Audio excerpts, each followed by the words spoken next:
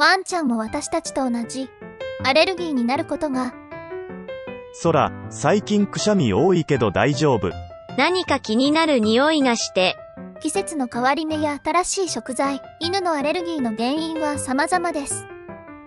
アレルギーの症状って人と同じなの？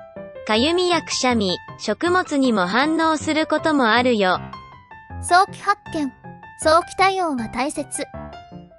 病院に連れて行くべきかな？心配してくれてありがとう。